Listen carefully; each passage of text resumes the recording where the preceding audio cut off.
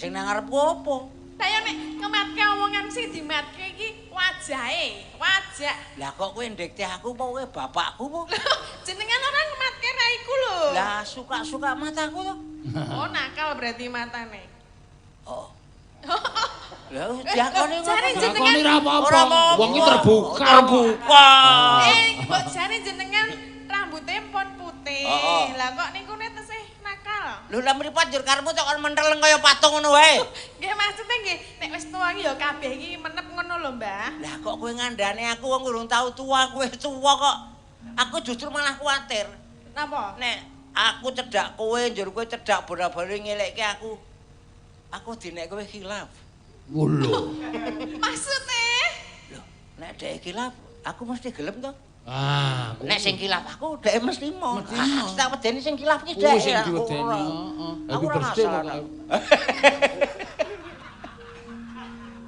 Iki didhawuhi karo Napa? Mas Petro. Wah, kowe ora sengel dawuh. Lah saya urusi wis dinekke lemu lah apa lah. Aduh awakmu cilik tenan. Matur nuwun to, Tenan. Mbah. Bocah kok pawakane biting ya. Babi gliting itu ora. Kok onek ki ngono lho Oh jenengan. kaya ngono awakmu ki wawak Nggih. ora lemu ning isi, padat berisi dan padat merayap. Kaya lalu lintas. Padat kok padap. Padat. Lah iya, Pak. Aku Jenengan suwung- mau kalih padap lho. Suwengmu gegeden. Sesuk sowan ning gone Mbak Oto. Ajeng napa? Ya tak utangi kowe nek ento. Niki berapa ayo?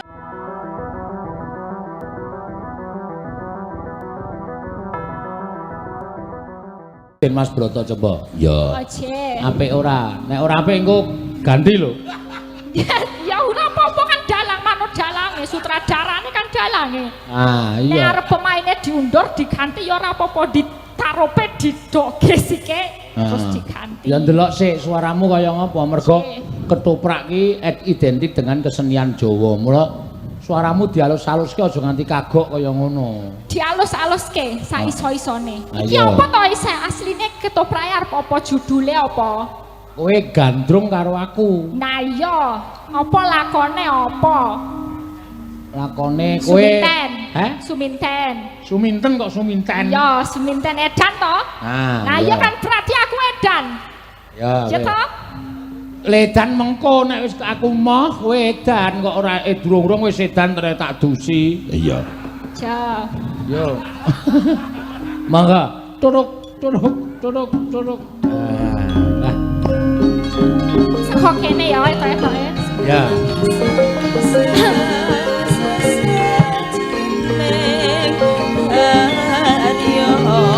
Tok tok tok.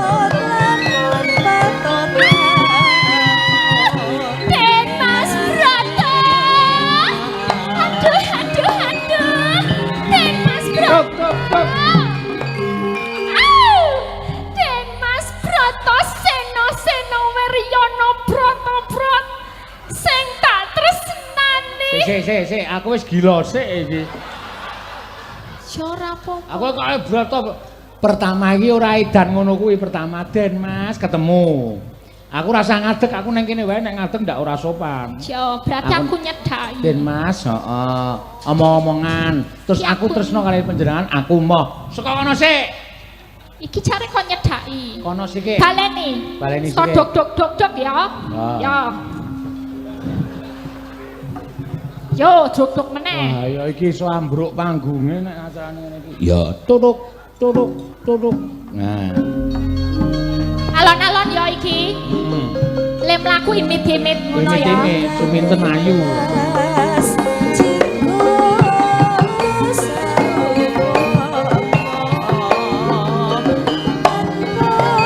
Turuk.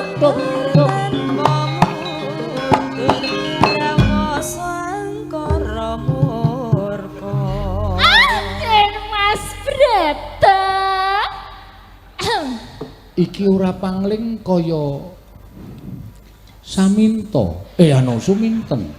Hah? Suminten. Heeh. Kok ngerti nek aku Suminten? Aku rak wis tepung karo kowe to Suminten. Apa wis tepung? Iya, wis tepung. Tepung tenanan. Wis Durung. Masa wis tepung? ngandel ora. Apa tenan kowe wis tepung karo aku? Nek Kok kowe ora gelem ngematke mataku? aku ra iso mengo Suminten mergo iki kelire nang kene. Nek aku mengo rono, aku engko dukani para pinisepuh. Mergane apa? Mergane aku wis nek ora mengo kok kayane eman-eman. Nah, mumpung lho iki aku Suminten iki anake Warok Siman sing wis ngusir warok-warok sing ana ning kene lho. Warok sapa? Warok-warok kabeh kuwi Ayo, bolone. bapakmu warok sapa? Siman. Seko Siman. Ngawur banget. Warok kok Siman iki warok sapa? Ya kowe googling saikine. Malah iki uduran Suminten. Iya. Mas Broto. Piye? Aku ki tresno karo kowe saestu. Aku ra iso nglakoni Suminten mergo aku wis dijodhokake karo si Cemplon. Anu Cempluk. Heeh, Cempluk. Kowe dicodhokke karo Jempluk. Iya. Kae Warok, gue anake Warok kae Guna Secaya. Iya. Kok ora karo aku? Jarene kowe iki kowe dicodhokke karo aku lho. Jare sapa? Jarene bapakku. Kuwi rak ming ngakal-akali bapakmu. Nek aku ra iso rabi karo kowe. Tenane. Mergane apa? Ya kowe iki kejaba nek ayu-ayu ning awakmu kuru kaya ngono kuwi tanpa daging kaya ngono kuwi. Kuru kuwi saiki ya Broto. Ora kena nggo Apa nek gojekan. diteladeni solemu? Piye? Nek diteladeni solemu. Sing arep lateni sapa? Ora bakal iso. Wis pokoke aku ora gelem karo kowe kuwi aja ngoyak-oyak karo. Iki mergane kowe kudu reti ya Broto. Saiki ki anake Pak Yus kuwi wis coblosan mosok aku ya golpu terus. Aku ki rong payu-payu. Kowe kudune gelem karo aku wis ayu aku berpendidikan tinggi. Aku nek kon rabi karo kowe emoh, nek kon nyoblos aku gelem. Heh? Nek arep nyoblos ya kudu rabi padake. Lho, gene kae pemilihan kae ora rabi ya Oh nyoblos. iya ya. Heeh. Broto. Piye? Aku kuwi deloken rambutmu. Rambutmu warnane apa? Deloken rambutmu warnane apa? Rambutku pancen wis putih mergo aku wis tuwa. Rambutmu putih petak kuwi artine padha karo kesucian cintaku padamu, Broto. Kowe kudu reti. Kowe duwe 2000 apa ora? Arep tok nggo ngopo? Aku arep nyilih, tak nggo memarkirkan hatiku padamu. Broto. Wah, iki kata-katane Suminten milenial iki. Njaluk dit 2000 barang nggo markir atimu ning atiku ora ana tempate parkir. Apa ora ono? Ora ana. Wis dinggo liyane. Nek ngono aku tak nyilih kabel wae Subroto. Nggo ngopo? Tak nggo nyetrumke atiku ning atimu, Broto. Piye? Apa aku kurang leku bajul awakmu ngatek nyemprot iki? Aku tetep ra iso nglakoni. Aku tetep emoh. Kowe kudu gelem, Broto. Oh. Kowe reti ora nek ana 3 hal sing dicaluk karo misalnya aku ketemu jin ngono ya. Heeh. Aku dikon caluk 3 permintaan. Apa? Kowe ngerti sing tak caluk apa? Apa 3 permintaan? Kamu dan kamu. Kowe kudu gelem Subroto ora ono lanangan liya sing tak tresnani kejaba kowe Subroto. Kok sikik ketoprak kok nganggo lanangan kaya bebek. Terus apane? Ayo ana piyayi ngono kok lanangan. Biyayi Priyantun lanang jaler. Ah, ngono kuwi kok lanangan kaya apa wae. Iya, kaya kewan. Coba nek pancen kowe seneng tenan karo aku gandrungen. Kanggo apa? Nganggo montor. Motor. Ayo nganggo tembang kok nganggo. Nganggo tembang yo tak tembangke yo Broto. Iya. Sapa reti nek tak tembangke kowe dadi tresno karo aku yo. Sapa ngerti? Yo. Coba. Ahem. Memanismu. Wis kulino krungu aku kuwi. Terus terus ganti apa? Kudune kowe iso nembang sing aku urung tau krungu mbok menawa aku iso keperanan atiku. Kuwi sinom grandel. Wesmu angu jiwa. Apa kira-kira? Ayo coba mikira. Biyen aku cek betah, suwe-suwe aku mlumah. Suwe-suwe kowe ngapa? Mlumah Broto. Apa kowe njaluk lagu apa Broto tak nyanyekke Broto? Aku njaluk lagu Gerajakan. Gerajakan Banyuwangi kuwi gandrung saka ngendi? Loh, iki pamundutan lagu kok nek kowe tak neng-nengke iki engko saya suwe-suwe kata-katamu saya ora jelas. Aku ya saya bingung. Ha ta? Berarti saiki arep Gerajakan Banyuwangi. Sing nembang ben calon garwaku ya kuwi Cempluk Warsiah. Cempluk sing endi wonge? Kae sing nganggo kacamata kae. Tak tekani. Plok Cempluk Warsiah rupamu ra sepiro ayune. Kene tak delok kadedayanmu. Apa luwih pinter kowe saka aku Cempluk Warsiah Warsiah maju kene. Warjudi. Warjode. Cempluk Warjudi.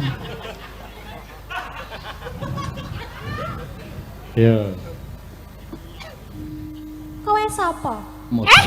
Kowe ra kenal karo aku. Awak dhewe padha-padha anak warok tapi kowe ra kenal karo aku. Ora. Aku famous lho ning Instagram ono, Twitter ono, ning WhatsApp yo akeh. Kowe ra kenal Facebook apa? Hah? Famous ki panganan apa? Famous tuh terkenal. Kowe iki yo cemplung desa banget sih. Kowe kudu ngerti Instagram. Apa? Instagram. Ketoprak kok Instagram iki cara ngendi?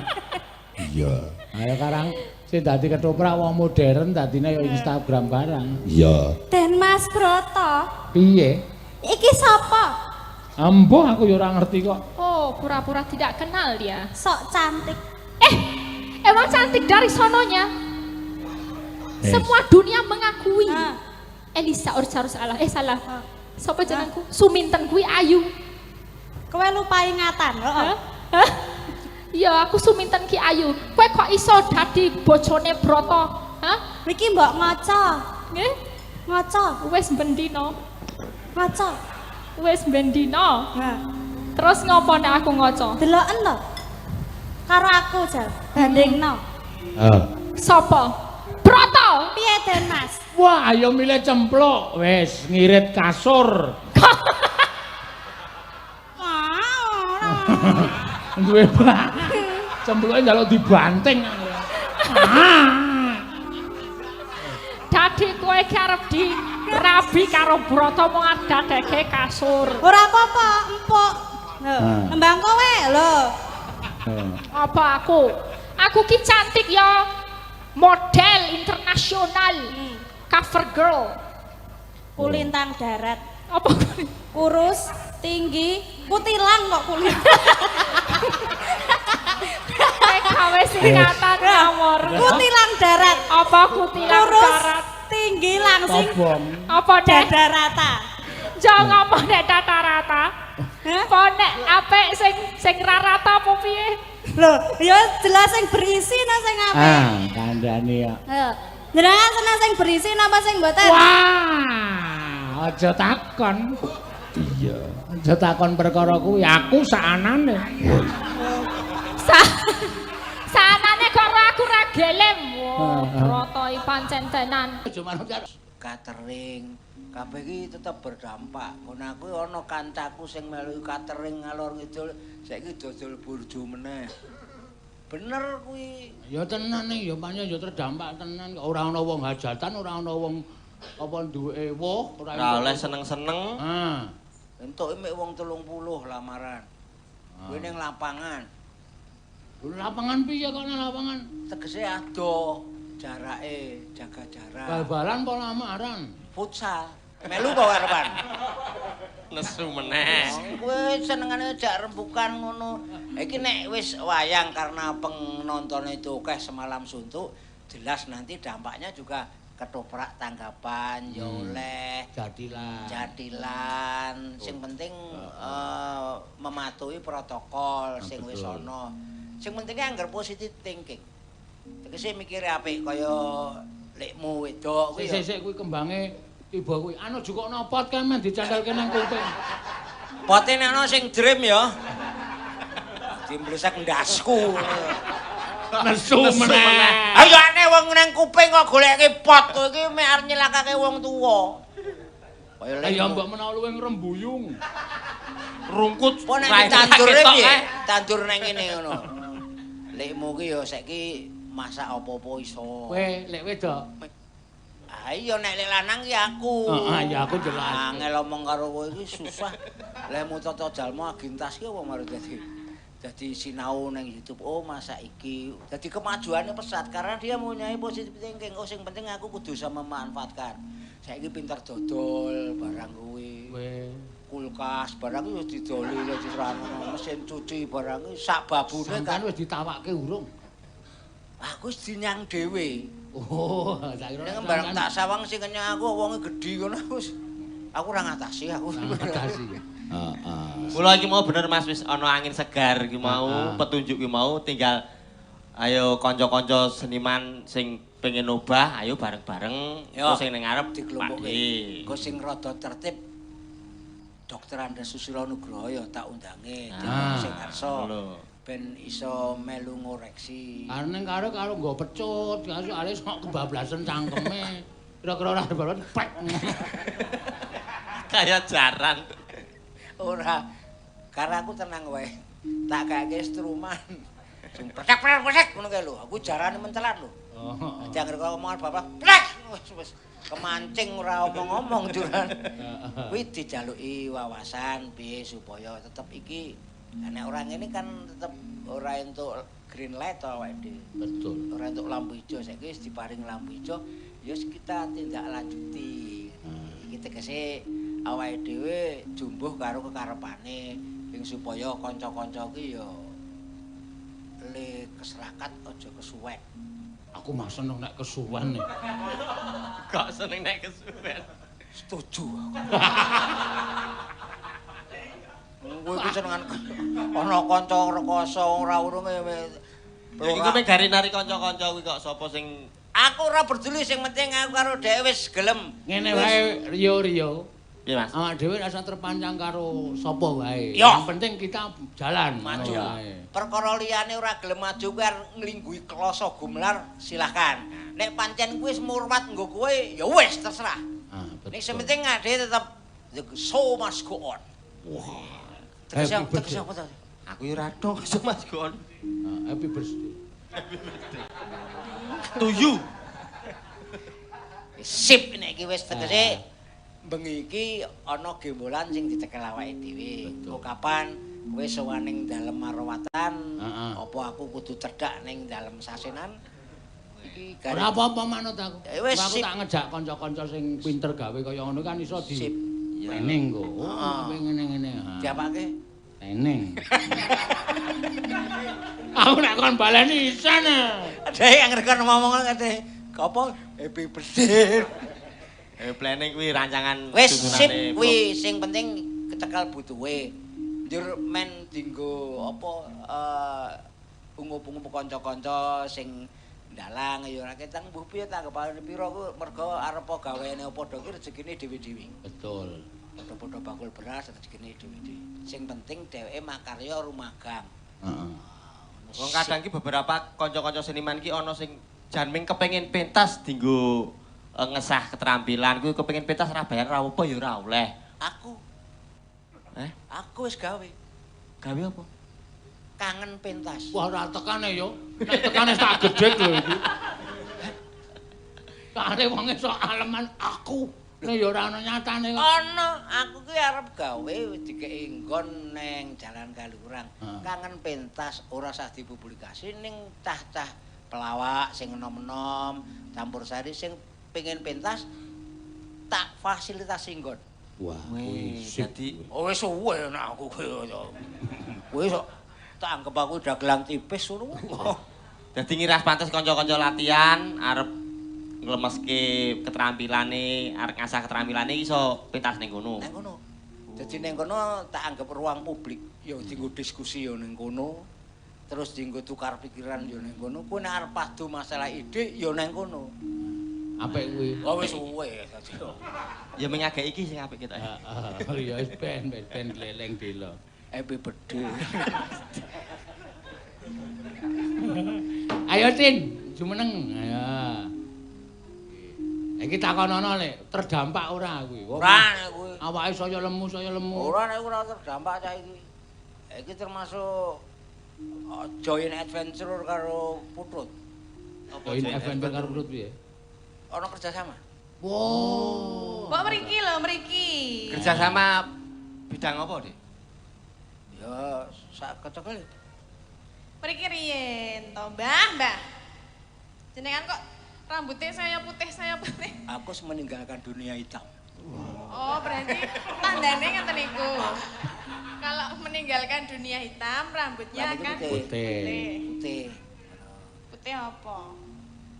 Uwan. Uwan. Ah. Kanune ya putih. Apane? Brengose lho, brengos. Cecengengesan. Lah napa to? Kula suwe ra kepanggih jenengan nak ya guyang-guyu ya oleh bangane tak seneni milih ndi. Mbok kowe guyu dhewe ora ana sapa-sapa wento kok. Guyu dhewe nek ora ana wong. Lah keturunan mripate ngene mau. Heeh. Pripun nek Mbah jenengan? Aku sak mbahmu wedok sehat kabeh. Nggih, alhamdulillah. Kowe sak keluarga ya tak dongake sehat kabeh. Nggih. Mau bengi aku ndelok olehmu nyanyi, wah jan. Jenengan sak ndelok kula ta? Oh, aku Tenane. mau bengi iki awakmu kita cilik lho, wiwing. Wiwing kita. Heeh. Wiwing. Wiwing iki tegese Cilik. Cilik, Ramping. ramping, Nek saniki Ora. ora piye? Iku ukurane sik ora X, ora L iki. Jenengan iki ngematke apa lho? Sing nang ngarepku apa? Lah ya nek ngematke omongan sing dimatke iki wajahe, wajah. Lah kok kowe ndekte aku apa kowe bapakku apa? Jenengan ora ngematke raiku lho. Lah suka-suka mataku to. Oh, nakal berarti matane. Oh. Lah diakoni Jare ngono. jenengan Lakoni ra apa-apa. Ora apa-apa. Wong iki terbuka. Terbuka. mbok jane jenengan rambutnya pun putih. Oh. Lah kok niku tesih nakal. Lho lah mripat njur karepmu kok menteleng kaya patung ngono wae. Nggih maksudnya nggih nek wis tuwa iki ya kabeh iki menep ngono lho, Mbah. Lah kok kowe ngandani aku wong urung tau tua, kowe tua kok. Aku justru malah kuwatir. Napa? Nek aku cedak kowe njur kowe cedak bola-bali ngelekke aku. Aku dinek kowe khilaf. Wulo. Maksudnya? Lho, nek dhek khilaf, aku mesti gelem to. Ah, Nek sing khilaf aku dhek mesti mau. Mesti mau. Tak wedeni sing khilaf ki kuwi dhek. sing Aku diwedeni. ora. Heeh. Aku Aku ora bersih masalah. kok. Iki didhawuhi karo Napa? Mas Petro. Aku ora sengel dawuh. Lah saya urusi dawa wis dinekke lemu lah apa lah. Aduh awakmu cilik tenan. Matur nuwun to, Tenan. Mbah. Bocah kok pawakane biting ya. Babi nglinting. Kok onek ki ngono lho Oh jenengan. kaya ngono awakmu ki wawak Nggih. ora lemu ning isi, padat berisi dan padat merayap. Kaya lalu lintas. Padat kok padap. Padat. Lah iya, Pak. Aku Jenengan suwung- mau ngale padap lho. Suwengmu gegeden. Sesuk sowan ning gone Mbak Oto. Ajeng napa? Ya tak utangi kuwi nek entuk. Niki ora payu, Mbah. Ora payu nek saka kowe tetep payu. Napa nggih? Ah, nembangi 500 ya, pembengi ya. Heeh. Oh, adake ora ngerti ae. Kula mbok tak nganggo kembang ngeten niku. Aja, Lah napa? aja. Iki khusus Piai Kakung. Kudune kan nggih malah wong wedok sing nganggo kembang mriki ya. Durung mesti wong lanang ki ya iso nggawa kembang, manten kae lanang ya. Lho kuwi ora ngerti apa piye Din kembange siji nang kuping siji nang cangkem ngono kok. Sesuk kowe nang nggon aku liwat endi? Aku liwat biasane ngarepan kae. Heeh. Ora apa-apa aku Ah, minat. piye? Arep ngucapke Apa? happy birthday. Happy birthday. Iya, pepeling.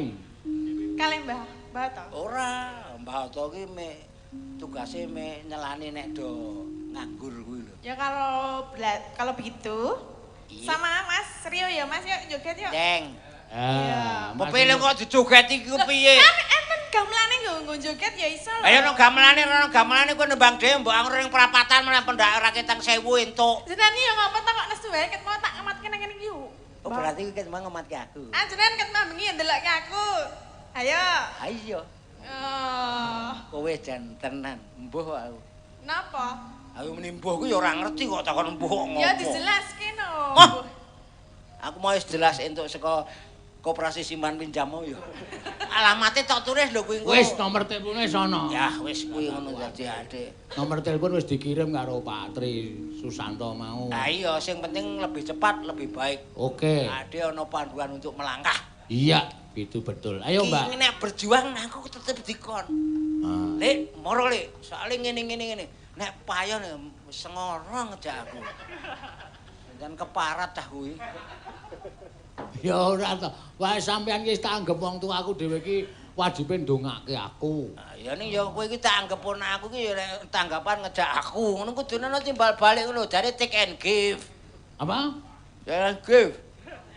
Take and give piye maksude? Meminta dan memberi. Oh, tak kira give ki sabun. Oh, give ki ya sing nggo nek tangan putunge di give ngerti ora? Oh, ya.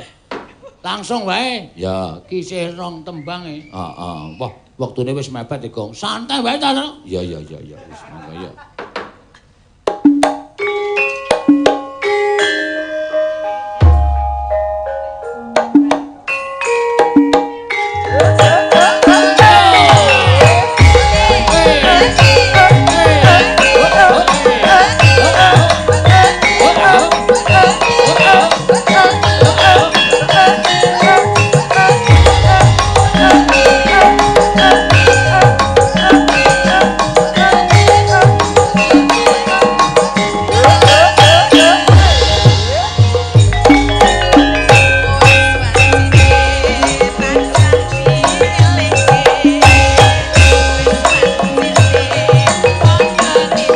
Pisan wae ya, Gong.